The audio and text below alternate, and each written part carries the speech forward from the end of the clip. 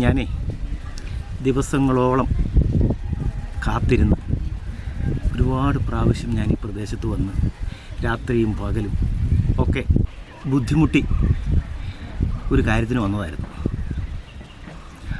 പക്ഷേ ഇന്ന് ആ കാര്യം സാധിച്ചു. ആ ദൃശ്യങ്ങളാണ് ഇനി നിങ്ങൾ കാണാൻ പോകുന്നത്. നോക്കൂ, എൻ്റെ കയ്യിലിരിക്കുന്ന ഈ 2 മുട്ടകൾ കണ്ടോ? ആ മുട്ടയുടെ ഡിസൈനൊക്കെ ഒന്ന് ശ്രദ്ധിച്ച് നോക്കി. എന്തോ കരിയോയിൽ വാരി എറിഞ്ഞ പോലെയൊക്കെ തോന്നുന്നുണ്ട് അല്ലേ? ഇത്തരം പാറക്കെട്ടുകളിലാണ് ഈ മുട്ട സാധാരണയായി കിട്ടുന്നത്. അല്ലെങ്കിൽ കൊയ്തൊഴിഞ്ഞ ഈ പാടശേഖരങ്ങളിൽ ഈ മുട്ട ചിലപ്പോൾ കാണാറുണ്ട്.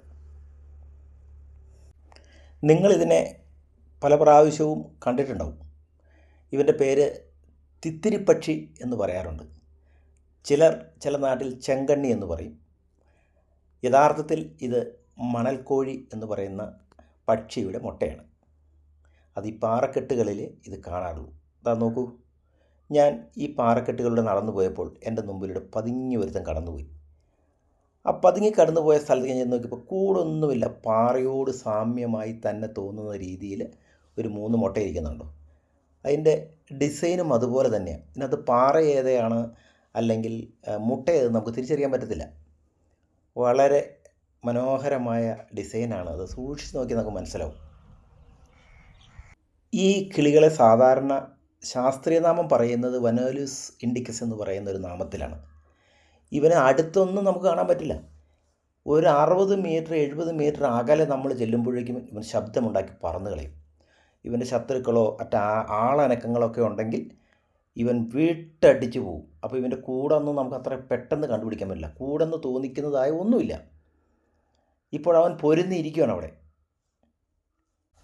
പാറക്കെട്ടുകളിലാണ് ഇവൻ്റെ താമസം എന്നതുകൊണ്ട് തന്നെ ആയിരിക്കാം വീരപ്പൻ്റെ കഥകളിൽ, അല്ലെങ്കിൽ വീരപ്പനൊക്കെ സംരക്ഷണം കൊടുത്ത, അല്ലെങ്കിൽ വീരപ്പന് സിഗ്നൽ ആരെങ്കിലും ശത്രുക്കളൊക്കെ മനുഷ്യരൊക്കെ വന്നു കഴിഞ്ഞാൽ അറിയിപ്പ് കൊടുക്കുന്ന ഒരു കിളിയായിരുന്നു ഇത്.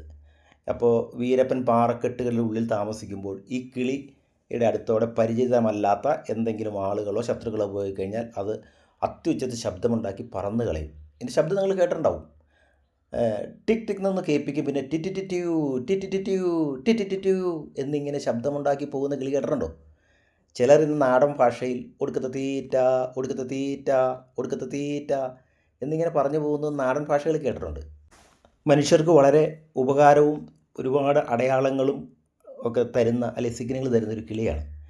ഇവൻ കൂട് വയ്ക്കുന്നത് സാധാരണ ഉയരമുള്ള പ്രദേശത്താണെങ്കിൽ കൂടുതൽ മഴ ലഭിക്കുമെന്ന് കർഷകരൊക്കെ ഉത്തരേന്ത്യയിൽ പറയാറുണ്ട്.